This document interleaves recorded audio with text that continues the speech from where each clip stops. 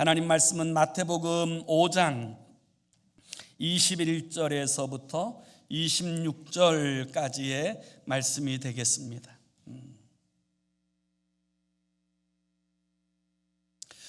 마태복음 5장 21절에서 26절까지의 말씀,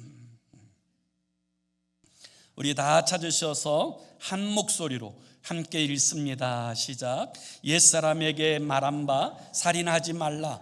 누구든지 살인하면 심판을 받게 되리라 하였다는 것을 너희가 들었으나 나는 너희에게 이르노니 형제에게 노하는 자마다 심판을 받게 되고 형제를 대하여 나가라 하는 자는 공회에 잡혀가게 되고 미련한 놈이라 하는 자는 지옥불에 들어가게 되리라.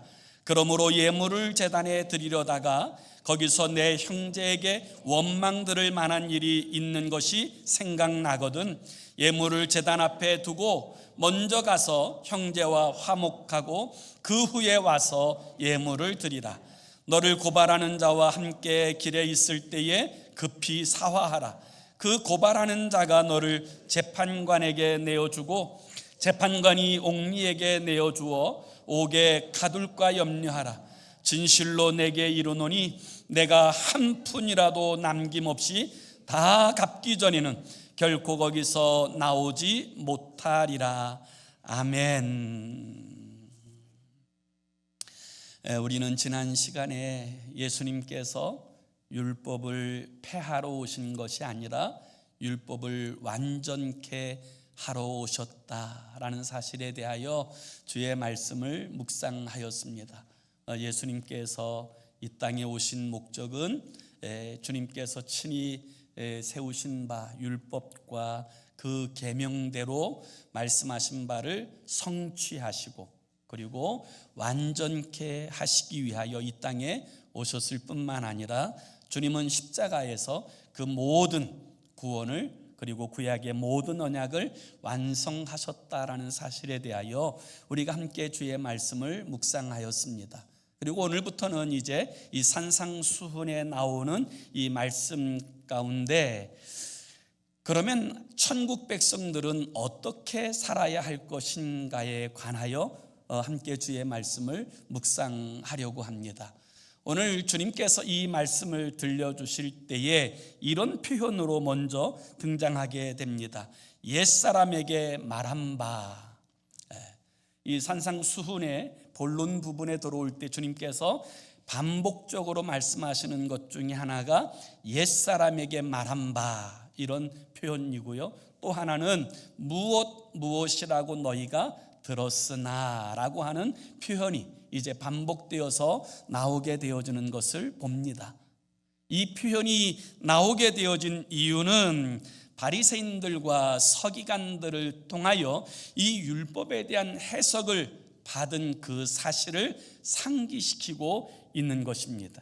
그리고 주님께서는 이 바리새인들과 서기관들이 말한 그와 같은 이야기의 본질적인 의미가 무엇인가를 분명하게 해석하시기 위하여 옛사람이 말한 바라고 하는 이 말과 내가 말하노니라고 하는 이 말을 대비하여서 주님의 뜻을 분명하게 드러내시고자 하시는 그런 말씀의 의도를 나타내시는 것을 보게 되어집니다. 옛사람이 말한 바라고 말하는 이 바리새인들과 이 서기관들을 통하여서 이 전달되어진 율법과 계명은 많은 부분에 있어서 왜곡되게 전해졌다라는 사실을 우리가 지난 시간에도 함께 살펴보았습니다. 그럼에도 불구하고 왜 이스라엘은 이 사실을 구별하거나 이 부분에 대해서 바른 영적 지식을 갖지 못했느냐? 그건 역사적인 사건을 먼저 생각해 볼 필요가 있습니다. 이스라엘 백성들이 바벨론의 포로로 끌려가서 그 땅에 거한 지가 70년이라고 하는 오랜 기간을 머물게 되었습니다. 그 70년이라는 오랜 기간 동안에 어떤 일들이 벌어졌냐면 이 이스라엘 사람들이 사용하던 히브리어를 이 바벨론에 끌려가서는 히브리어가 아니라 아람어로 그들이 사용하게 되어집니다. 그리고 실제로 이제 70년 만에 다시금 이스라엘로 예루살렘으로 돌아온 사람들 중에 대다수가 바벨론에서 태어났거나 아니면 어린 시절에 바벨론으로 끌려가 그곳에서 생활하다가 다시금 귀환한 사람들이 거의 대부분입니다. 그러다 보니까 그들이 다시금 예루살렘으로 돌아왔을 때에는 히브리어가 익숙하지 못하였고요, 그들에게는 이 아람어가 훨씬 더 익숙하였습니다. 그와 같은 때에 하나님의 율법과 그 계명에 대해서 바르게 전달해 줄 만한 마땅한 사람들이 없었을 때 이 바리새인들과 이 서기관들이 훗날 그 역할을 감당하면서 이 그들에게 이 계명에 관한 의미들을 설명해 주게 되어집니다. 그런데 이 계명에 대한 의미들을 설명해 줄 때 이 바리새인들과 서기관들은 하나님의 말씀의 원형대로 설명해 주기보다는 그동안 이 계명들을 어떻게 하면 더 잘 지킬 수 있을까에 대한 고민에서 나온 장로의 유전을 중심으로 한 그런 세계관에서 나온 이야기를 계명이라고 전달하게 되어진 것이지요. 그와 같은 일들이 반복되다 보니까 이 하나님의 말씀이 이 본래의 의도와 왜곡되게 전달되어진 일들이 많이 생기게 되어진 것입니다. 중세시대 이후에도 이와 같은 일들이 있게 되어졌는데요, 로만 카톨릭에서는 그들이 그 미사를 집례하는 모든 과정에 있어서 모든 일들을 라틴어로만 미사를 집례하였습니다. 그들이 라틴어로 미사를 집례한 이유는 간단합니다. 라틴어가 거룩한 언어이기 때문에 그 거룩한 복음을 거룩하지 못한 언어로 전달하는 것이 합당하지 않다, 그렇게 그들은 이야기하였습니다. 그런데 사실 그 이야기는 바르고 합당한 이야기가 아닙니다. 왜냐하면 구약 성경이 쓰여진 언어는 히브리어이고 신약 성경이 쓰여진 언어는 헬라어이기 때문입니다. 라틴어는 로마의 말입니다. 그렇기 때문에 라틴어가 거룩한 언어라고 말하는 것 자체가 어불성설이고 이치에 맞지 않는 내용인 것이지요.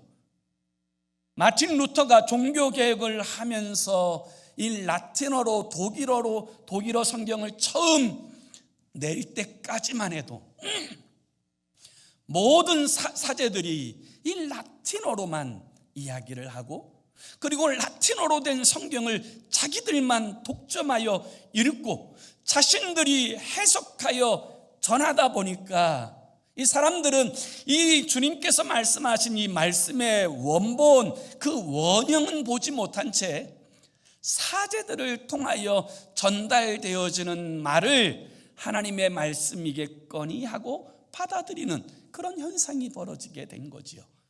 그러다 보니까 마리아의 무오설이라든지 혹은 이제 그 면죄부를 파는 그와 같은 일들이 벌어지게 된 것이지요. 예수님 당시에도 마찬가지로 히브리어를 아는 사람들이 많지 않은 그 상황 중에 바리새인들과 서기관들이 구약의 성경을 독점하다시피 하여 그들을 통하여서 이 하나님의 의도와 뜻이 전달되다 보니까 이 하나님의 본질적인 의미들이 훼손되어지는 결과가 주어지게 된 것입니다.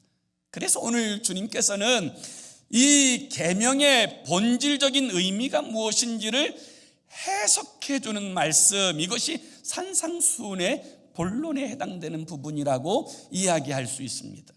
그래서 오늘 우리가 살펴볼 이 말씀은 10계명 중에 6번째 계명이에요. 이 6번째 계명이 무엇입니까? 출애굽기서 20장 13절에 보면 이 6번째 계명을 성경은 간단하게 이렇게 표현합니다. 살인하지 말라. 그게 6번째 계명의 전체적인 이야기예요. 간단하지만 그러나 이 말씀 안에는 누구든지 이해할 만한 분명한 의도가 담겨져 있다는 사실을 알 수 있지 않겠습니까? 하나님의 형상으로 창조되어진 이 사람의 형상을 깨트리는 것, 그것이 바로 살인이라는 사실에 대하여 알 수 있게 되지 않겠습니까? 그래서 여러분, 창세기 9장 6절에 보면 다른 사람의 피를 흘리면 그 사람의 피도 흘릴 것이니 이는 하나님이 자기 형상대로 사람을 지으셨습니다. 하나님의 형상대로 사람을 지으셨기 때문에 하나님의 형상을 훼손하는 이 모든 것이 살인이다. 이 부분들을 주님께서는 분명하게 말씀하셨던 것이지요.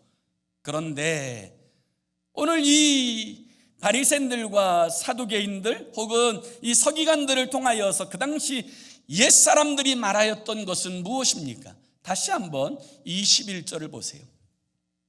21절의 말씀을 같이 읽습니다. 시작. 옛사람에게 말한 바 살인하지 말라, 누구든지 살인하면 심판을 받게 되리라 하였다는 것을 너희가 들었으나. 오늘 21절에 보면 이 살인하지 말라라고 하는 이 말씀에 대하여 덧붙여져 있는 이 말들이 있는 것을 보게 됩니다. 뭐라고 말합니까? 살인하지 말라. 그리고 나서 누구든지 살인하면 심판을 받게 되리라. 이렇게 덧붙여요. 그런데 이 누구든지 살인하면 심판을 받게 되리라 라고 하는 이 말에는 적어도 이 세 가지 문제점을 가지고 있어요.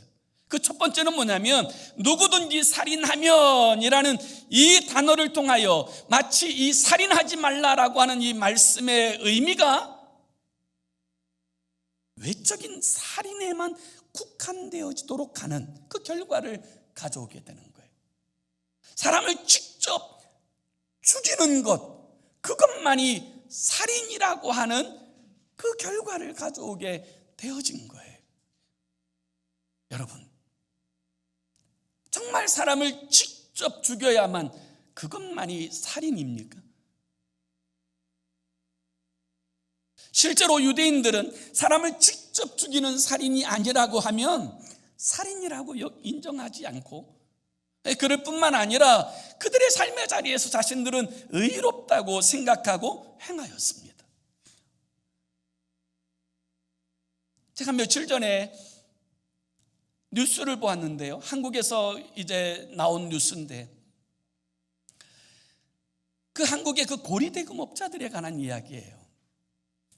정말 취업 준비생들, 가정주부들, 어려운 영세 상인들, 이 사람들이 막 당장의 급전이 필요할 때 이와 같은 사람들이 돈을 빌려주고 나서는 이 돈에 대한 이자를 연이자가요 3,000%에서 24,000%에 해당하는 연이자를 받았대요. 100만 원 빌려주면 3천만 원 돌려받아야 돼요. 어떤 사람은 100만 원 빌려주면 몇 억을 돌려줘야 되는 그 엄청난 살인적인 이 이자율을 정해놓은 거야. 그것도 아주 사람들이 모르도록 아주 교묘하게 계약서에 눈에도 안 보일 정도로 깨알같이 그 글을 써놓고, 그리고 나서 이 당장에 돈을 갚지 않는다고 해서 엄청난 이자를 매겨서 더 갚을 수 없도록 만들고, 그리고 또 계속 갚지 못하면 가족들에게, 그 직장 동료들에게, 그 주변 사람들에게 협박을 가하고 나체 사진을 찍어서 사람들에게 돌리고, 그리고 여자들을 그 잘못된 것에 팔아넘긴다고 협박하고, 이와 같은 일들을 통하여서 그 고통을 경험했던 사람들이 자살하는 일이 벌어졌을 때 자신이 손으로 직접 죽이지 않았기 때문에 나는 살인죄와 아무런 상관이 없다, 무관하다, 이렇게 이야기할 수 있는 것입니까? 결코 그럴 수가 없습니다. 예수님이 십자가에 달려 돌아가실 때 대제사장들과 바리새인들은 손 하나 까딱대지 않았습니다. 그러나 그들이 죽인 것입니다. 그래서 누구든지 살인하면이라고 하는 이 덧붙여진 말로 인해서 이 살인죄라고 하는 그 의미가 단지 직접적인 살인의 행위로 국한시켜 버렸다고 하는 그런 오류가 있고요. 이 두 번째는 이 말씀 가운데 이제 심판을 받게 되리라라는 말씀을 덧붙여서 이 살인에 대한 하나님의 형벌을 약화시키는 결과를 가져온 거예요. 여기서 심판을 받게 되리라, 이 말은 하나님의 최종적인 심판을 이야기하는 것이 아니에요. 여기 심판을 받게 되리라 하는 것을 너희가 들었으나 라고 말하는 이 심판은 사람들에게 받는 재판을 말하는 거예요. 그래서 여러분, 이 우리가 개역 개정을 보고 있습니다마는 새 번역, 공동 번역, 쉬운 성경을 다 찾아보면 모든 성경이 다 재판이라는 단어로, 그런 용어로 사용하고 있어요. 우리가 살인하지 말아야 될 이유가 재판을 받고 사람들에게 이 모욕을 당하고 때로는 그 재판의 결과로 말미암아 형벌받는 것, 여러분, 이것이 살인하지 말아야 될 이유입니까?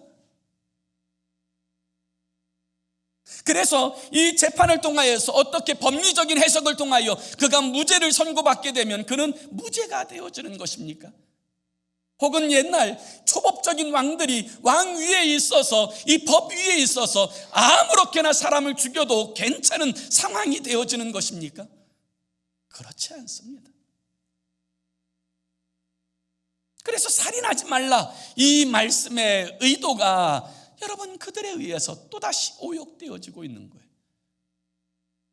다윗은 우리아의 아내 밧세바를 범한 후에 이 우리아를 전쟁터 제일 앞장서서 싸우게 하다가 죽게 만들었습니다.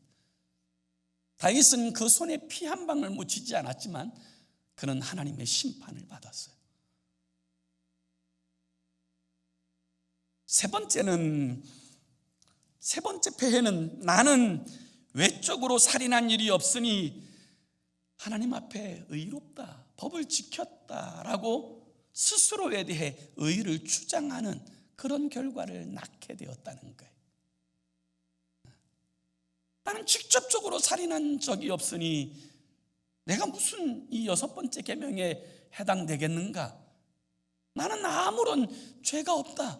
여러분, 이렇게 이야기할 수 있게 되어지는 것은 아닙니까? 주님께서 말씀하신 바 그 분명한 그 뜻처럼 하나님의 뜻, 살인하지 말라고 하는 본질적인 하나님의 뜻은 알지 못한 채 마치 부자 청년처럼 예수님 앞에 나와 내가 그동안 계명을 완전히 지켰으니 내가 무엇을 하여야 영생을 얻으리까, 그렇게 교만하게 나올 수가 있게 되어지는 것입니다. 여러분, 여기에 대해서 주님께서 뭐라고 말씀하세요? 22절이 이렇게 시작되어져요.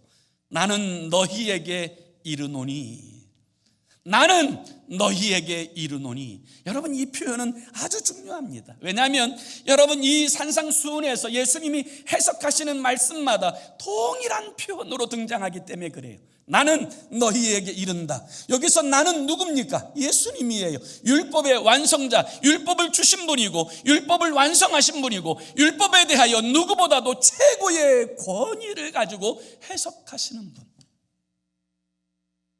그분이 이제 이 율법에 대하여서 그 말씀에 대한 본래적인 의미와 뜻이 무엇인지를 말씀하시는 내용이 오늘 본문의 말씀의 내용이에요. 그리고 나서 주님께서 이 말씀을 통하여서 뭐라고 말씀하세요? 주님은 단지 생명을, 사람의 생명을 직접적인 죽이는 그것만 살인죄에 해당되는 것이 아니라 하나님의 형상으로 창조된 인격에 대하여 행하는 모든 위해성이 다 하나님 앞에서 범죄함이 되어지는 것이다. 그리고 천국 백성들은 세상 사람들보다 훨씬 높은 영적 윤리의식을 가지고 있어야 된다는 사실을 주님께서 말씀하시는 거예요. 그래서 우리는 이 계명을 통하여서 여러분, 이 계명의 바른 해석이 무엇인지를 살펴봐야 돼요. 이 계명의 바른 해석이 무엇입니까? 그 첫 번째는 분노를 잘 다스려야 한다는 거예요. 분노를 잘 다스려야 한다. 오늘 본문 22절에 주님은 이렇게 말씀하세요.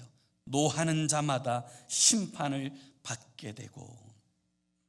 여기 노는 분노를 말하는 거예요. 여러분, 천국 백성은 우리 속에 있는 분노를 잘 다스려야 합니다. 마음 관리를 잘 해야 합니다. 이게 아주 중요합니다.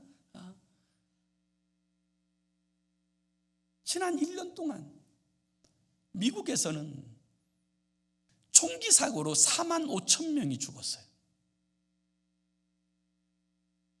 4만 5천 명, 그러니까 별거 아닌 것 같이 생각하는데, 여러분 4만 5천 명은 우리 한국으로 따지면요, 면 단위 하나가 다 군 단위 하나가 다 없어진 거예요.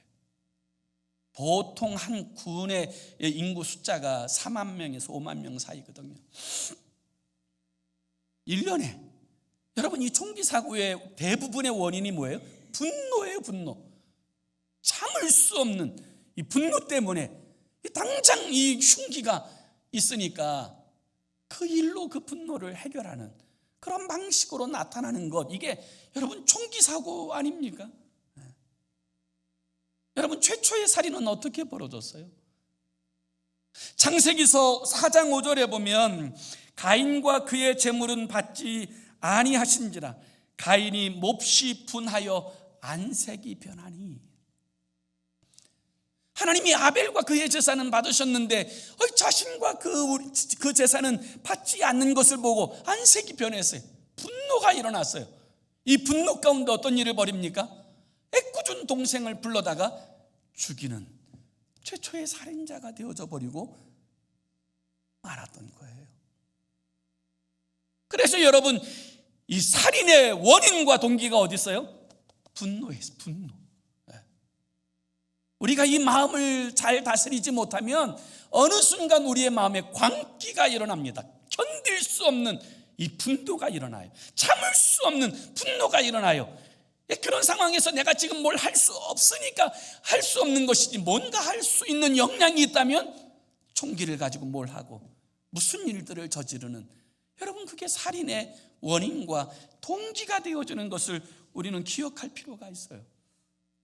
그래서 여러분, 사도 요한은 이 부분을 이렇게 설명합니다. 요한 1서 3장 15절에 보면 그 형제를 미워하는 자마다 살인하는 자니 살인한 자는 영생이 그 속에 거하지 아니한 것을 너희가 아는 바라. 미워하는 것 자체가 살인하는 것과 같은 것이다. 좀 심각해지지요. 그래서 여러분, 에베소서 4장 26절 27절에 뭐라고 말씀하세요? 분을 내어도 죄를 짓지 말며 해가 지도록 분을 품지 말고 마귀로 틈을 주지 말라. 그래서 여러분, 하나님 나라 백성들은요, 마음 관리를 잘하는 것이 중요해요. 잘하는 것이 중요해요. 그냥 아무한테나 성질 내지 마세요. 직장에서 화가 이제 혼나고 왔다고 뭐 와이프한테 성질 내고, 또 그 아내는 또 성질 낼 게 없으니까 걔를 막 걷어차고 막 뭐 이렇게 막 악순환으로 가고, 여러분, 이러면 안 돼요.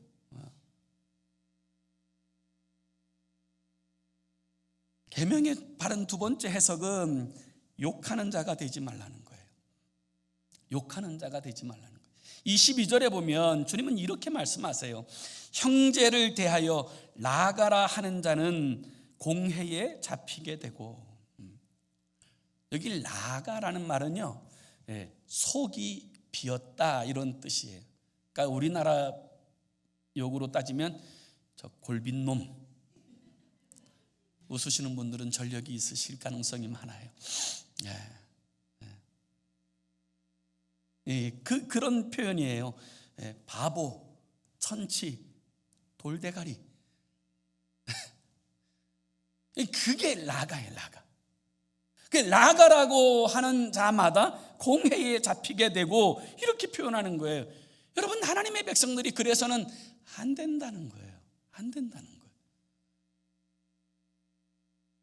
저도 어제 우연히 인터넷을 봤는데 그 한국 뉴스 가운데 이런 뉴스가 나오더라고요. 어느 한 그 형제가요, 노름을 했나 봐요. 그냥 재미로 노름을 했나 봐요. 그러다가 현금 4,000원이 어디로 비었는지 없어졌나 봐요. 그러니까 형이 동생 보고 네가 4,000원 가져갔지? 그리고 막 도둑놈이라고 욕하고 가져오라고 막 욕을 하니까 이 동생이요, 그 4,000원 때문에, 욕 들은 것 때문에 형을 찌르는 일이 벌어졌어요. 그 주변 사람들이 말렸기에 이 살인으로 이어지지 않았지만, 이게 참 얼마나 안타까운 일입니까? 예전에 제가 그 개그우먼 이성미 씨의 그 간증 책을 읽었던 기억이 있는데요. 그 이성미 씨가 처음 이제 연예계에 데뷔하고 나니까 그 연예계 선배들이 이렇게 이야기하더래요. 여기는 막 정글 같은 곳이니까 욕하지 않으면 살아남을 수가 없다. 그렇게 막 이야기하더래요. 그래서 그때부터 자기도 모르게 욕쟁이가 되었다는 거예요. 말끝마다 욕을 하는 욕쟁이가 되었는데, 이제는 방송을 잠시 쉬고 이 캐나다에 와서 좀 시간을 가지려고 할 그때, 그게 뭐 욕이 뭐 하루아침에 끊어지는 것이 아닌데 자기 아들한테도 얼마나 욕을 잘하는지, 그게 일상생활이 되다가 어느 날 이 아들이 사춘기를 맞이한 거예요. 이 사춘기를 맞이하니까 이 아들은 아들대로 분노하고, 또 이성미 씨는 또 그게 뭐가 문제랴, 잘못한 놈한테 욕하는 게 뭐가 문제고, 또 내 자식한테 욕하는데 그게 뭐가 문제랴, 그래가지고 막 욕을 해대고 막 이게 갈등이 점점 쌓였다는 거예요. 그러다가 어느 날 새벽 예배를 드리는데, 새벽 예배 가서도 막 실컷 욕만 했대요. 저놈의 새끼 저거 어떻게 막 하나님 어떻게 해달라고 막 두들겨 패시든지 뭐 어떻게 하든지 막 꺾어 놓으셔가지고 좀 변화되게 해달라고 막 실컷 욕하고 집으로 왔는데 집에 전화가 오더래요. 그래서 전화를 받았더니 학교에서 전화 온 거예요. 그 아들이 그 수업 시간에 참여하지 않았다고 하는 전화를 받고는 막 머리 끝까지 화가 차올라서 아들 방문을 그냥 쾅 걷어차고는 이불을 막 낚아치듯이 낚아챈 다음에 그때부터 막 아들을 향해서 온갖 저주와 욕을 쏟아붓기 시작합니다. 그 아들이 민기적거리며 간신히 일어나서 이 내려가는 그 아들을 향해서 막 이 욕을 해대는 거야. 이 미친놈아, 네가 지금 뭘 어떻게 하고 사는 것이냐. 너는 진짜 쓰레기 같은 놈이다. 너는 아무짝에 쓸모가 없는 놈이다. 막 욕설을 하는데 갑자기 자기의 마음에 쿵 하고 들려오는 소리가 있더래요. 내가 네 말한 대로 그대로 해줄까? 너의 말 그대로 내 아들에게 해주랴. 그 마음에 그 말씀이 쿵 하고 들려오는데, 이래서는 안 된다는 사실이 깨달아진 거죠. 그래서 그는 그 방에 들어가서 하나님 앞에 울고불고 회개하고 잘못했다고 했답니다. 실제로 그 말씀이 들려오는 순간 막 주마등처럼 그 모습들이 지나가는데 막 미친 개의 모습이 보이고, 막 길거리에서 그냥 막 쓰러져 있는 모습이 보이고, 막 죽는 모습이 보이고, 막 이런 것들이 막 필름처럼 지나가는데 막 소름이 끼치더라는 거예요. 그래서 주님 앞에 가서 이제 회개하고 막 다시는 그렇게 하지 않겠다고. 진짜 하나님 내 말대로 됐으면 저 아들이 미친 개가 되고 정신병자가 되고 길거리에서 죽고 막 그런 인생이 됐을 텐데, 하나님 다시는 그렇게 하지 않겠습니다. 정말 회개하고 결단하고, 그리고 정말 그때부터 이분이 달라진 거예요. 욕을 안 하는 거예요. 매일같이 그냥 입만 열면 욕을 하던 사람이 욕을 안 하니까 아들이 슬슬 눈치를 보기 시작하더래요. 자기 주변을 한 일주일 동안 눈치를 슬슬 보고 막 계속 자기를 살펴보더니 어느 날 참을 수가 없는지 와서는 이렇게 묻더래요. 엄마, 왜 엄마 요즘에 욕 안 하세요? 그러더래요. 세상에 존댓말을 다 하더래요. 욕을 안 하세요? 그래가지고 이성미 씨가 그 아들에게 이렇게 이야기했대요. 하나님이 사실은 나에게 계속 말씀하셨어. 계속 말씀하셨는데 내가 교만해서 하나님 말씀을 듣지 못했던 거야. 그런데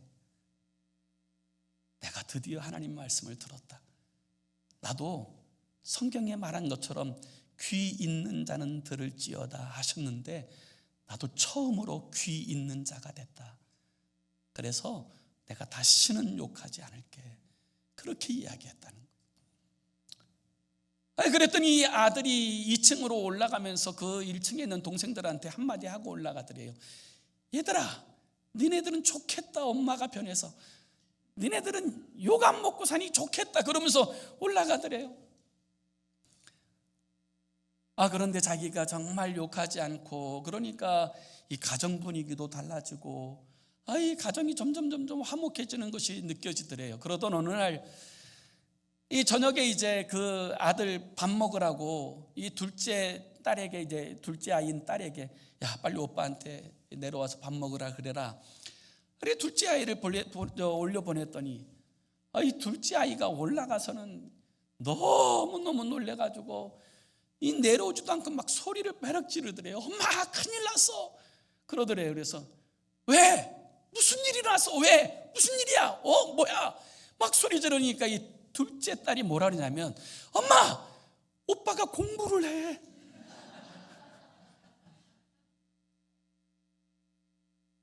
오빠가 공부를 해. 그때 이성미 씨가 깨달았대요. 자기는 새벽마다 하나님 앞에 나아가서 저놈의 자식 좀 깨트려 주시고 저놈의 자식 좀 변화시켜 주시고 저놈의 자식 좀 무너지게 해달라고 그렇게 기도했는데 알고 보니까 변해야 될 사람이 자기더라는 거예요.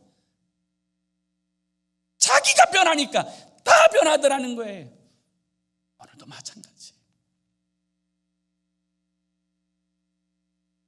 그래서 성경이 뭐라고 말합니까? 에베소서 4장 29절에 이렇게 말씀하세요. 무릇 더러운 말은 너희 입 밖에도 내지 말고 오직 덕을 세우는 데 소용되는 대로 선한 말을 하여 듣는 자들에게 은혜를 끼치게 하라.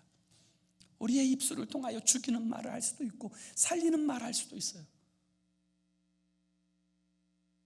여러분 이 죽이는 말 하는 게 그게 살인이에요. 이 계명의 세 번째 뜻은 무엇이냐면 사람을 무시하거나 정죄하지 말라는 거예요. 무시하거나 정죄하지 말라는 거예요. 22절 하반절에 뭐라고 말씀하세요? 미련한 놈이라고 하는 자는 지옥불에 들어가게 되리라. 여기 미련한 놈이라는 단어가 모르스라는 단어예요. 이 모르스라고 하는 단어는 뭐냐면 바보짓하고 다니는 이런 뜻이에요. 바보짓하고 다니는 또 혹은 상대할 가치가 없는 이런 뜻이에요. 경멸하고 무시하는 이런 단어예요. 종교적인 의미에서는 이 단어가 어떻게 쓰이냐면 지옥에나 가라 이런 뜻이에요. 이 지옥에 갈로. 이게 모르스라는 단어예요. 그렇게 말하는 사람은 네가 지옥불에 떨어진다. 주님 그렇게 해석하시는 거예요. 여러분 사람을 무시하고 자신의 위치에서 사람을 쉽게 정죄하고 판단하고 행하는 그 모든 것은요 하나님 앞에서 악이에요. 죄예요. 그건 인격적 살인이에요. 그건 정신적인 살인이에요. 영적인 살인이 되는 거예요. 여러분 우리는 이 사실을 잊지 말아야 돼요. 여러분 오늘 우리가 주님께서 해석하신 이 말씀대로 따라보면 여러분 이 일에서 자유할 수 있는 사람이 있습니까? 나는 살인죄 지지 않았습니다. 그렇게 자신 있게 나서서 이야기할 수 있는 사람들이 있습니까? 나는 누구도 미워한 적이 없어요. 난 누구에게도 함부로 말한 적이 없어요. 난 누구도 경멸한 적이 없어요 라고 여러분 자신 있게 나설 수 있는 사람이 있습니까? 없어요. 아마 없을 거예요. 그렇기 때문에 우리는 의인의식을 가지면 안 돼요. 그리고 주님 앞에 겸손해야 합니다. 그리고 사람들 앞에서도 하나님의 형상으로 지음받은 사람들을 귀하고 존귀히 여기는 것, 그것이 천국 백성의 삶의 태도요 자세인 줄로 믿습니다. 그래서 주님께서 그 다음에 뭐라고 말씀하세요? 이 결과로 우리가 해야 될 일이 뭐냐? 형제와 화목하라는 거예요. 다시 한번 23절에서 26절까지도 다시 한번 읽습니다. 시작. 그러므로 예물을 제단에 드리려다가 거기서 내 형제에게 원망 들을 만한 일이 있는 것이 생각나거든 예물을 제단 앞에 두고 먼저 가서 형제와 화목하고 그 후에 와서 예물을 드리라. 너를 고발하는 자와 함께 길에 있을 때에 급히 사화하라. 그 고발하는 자가 너를 재판관에게 내어주고 재판관이 옥리에게 내어주어 옥에 가둘까 염려하라. 진실로 내게 이르노니 내가 한 푼이라도 남김없이 다 갚기 전에는 결코 거기서 나오지 못하리라. 아멘. 화목하는 것을 최우선에 두라는 거예요. 화목함을 최우선에 두라는 거예요. 사랑하는 여러분, 우리는 죄인으로서 하나님의 원수였던 사람들이에요. 그런데 하나님의 독생하신 아들 예수 그리스도께서 이 땅에 오셔서 우리를 대신하여 십자가에 죽으심으로 우리를 하나님과 화목하게 하여 주신 줄로 믿습니다. 그게 우리의 존재성이에요. 그런 구원받은 하나님의 사람들에게 하나님이 주신 아주 중요한 직분이 있어요. 그 직분이 뭐예요? 고린도후서 5장 18절에 이렇게 말씀하세요. 모든 것이 하나님께로서 났으며 그가 그리스도로 말미암아 우리를 자기와 화목하게 하시고 또 우리에게 화목하게 하는 직분을 주셨으니, 하나님과 화목한 사람들에게 주신 직분, 그것이 뭐냐면 화목해 하는 자로 살라는 거예요. 그러려면 어떻게 해야 돼요? 내가 먼저 나에게 상처 준 사람, 아픔 준 사람, 또 나에게 힘들게 한 사람들을 용서할 수 있어야 돼요. 그리고 내가 힘들게 하고 상처 주고 아프게 한 사람들에게 찾아가서 용서를 구하고 그리고 관계를 회복하고 화목해야 되는 줄로 믿습니다. 땅에서 매면 하늘에서도 매요.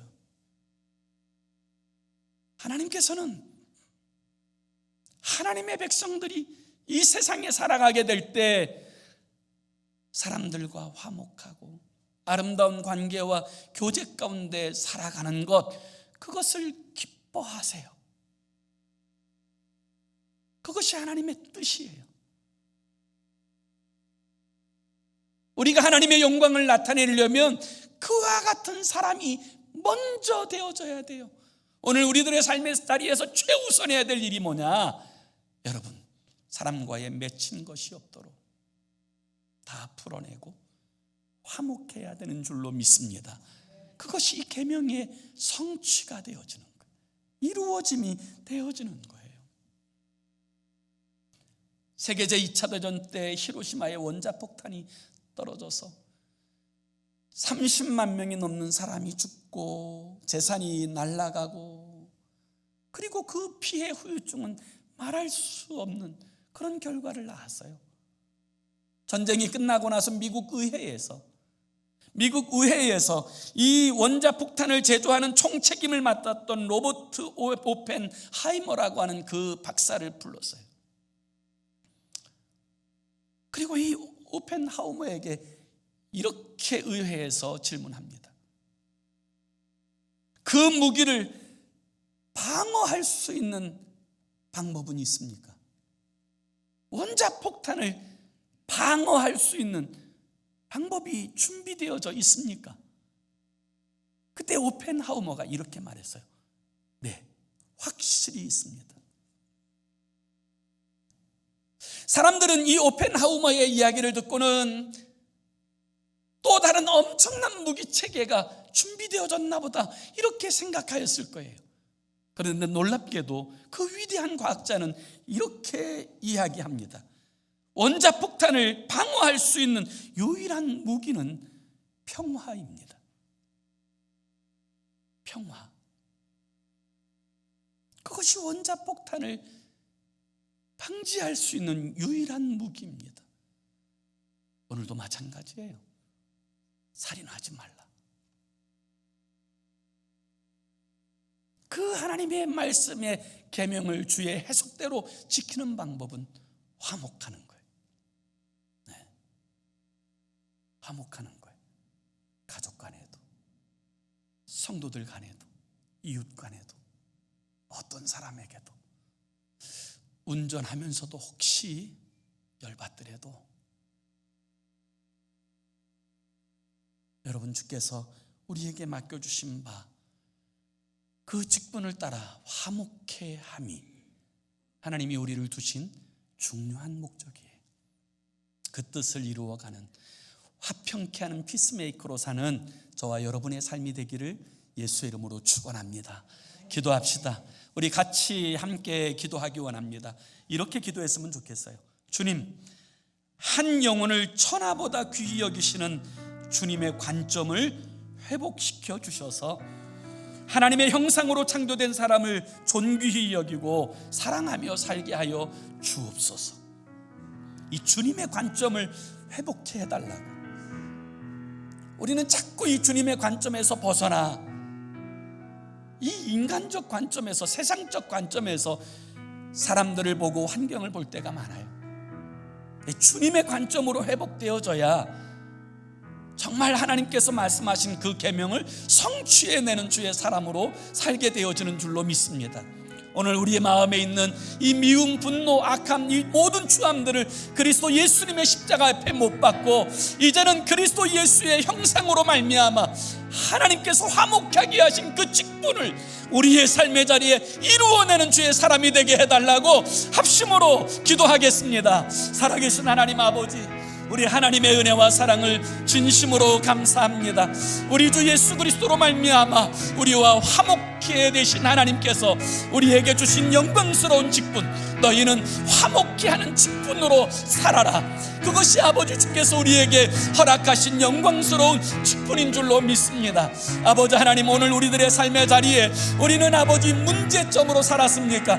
아버지 불합리하는 사람으로 살았습니까? 내가 들어가면서 분쟁이 일어나고 내가 있는 그곳에 어려움이 생기고 다툼이 생기는 일들이 있었습니까?